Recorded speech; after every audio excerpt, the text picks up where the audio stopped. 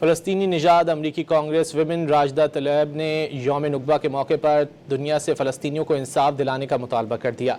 राजदा तलैब ने मज़लूम फ़लस्तीनियों को खराज अक़ीदत पेश करते हुए कहा कि फ़लस्तीनियों की नस्ल कुशी और उन्हें बेघर करने का सिलसिला 78 बरस बाद आज भी जारी है। उन्होंने आलमी बरादरी पर जोर दिया कि फ़लस्तीनी अवाम के हक़ वापसी को तस्लीम करना चाहिए। 1948. We all have witnessed it live. It continues to this day as the Israeli government commits genocide in Gaza, forcibly displacing Palestinians and kicking them out of their homeland. As we mark the 78th anniversary of the Nakba, we honor all those killed since the ethnic cleansing of Palestinian people began, and all those who have been forced from their homes and violently displaced from their land. Over 400 neighborhoods in 1948 were destroyed and erased.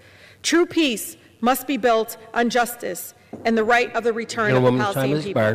फ़लस्तीनी निजात अमरीकी Congress women Rajda तलैब ने यौम नुकबा के मौके पर दुनिया से फ़लस्तीनियों को इंसाफ दिलाने का मुतालबा कर दिया। राजदा तलैब ने मज़लूम फ़लस्तीनियों को खराज अक़ीदत पेश करते हुए कहा कि फ़लस्तीनियों की नस्ल कुशी और उन्हें बेघर करने का सिलसिला 78 बरस बाद आज भी जारी है। उन्होंने आलमी बरादरी पर जोर दिया कि फ़लस्तीनी अवाम के हक़ वापसी को तस्लीम करना चाहिए।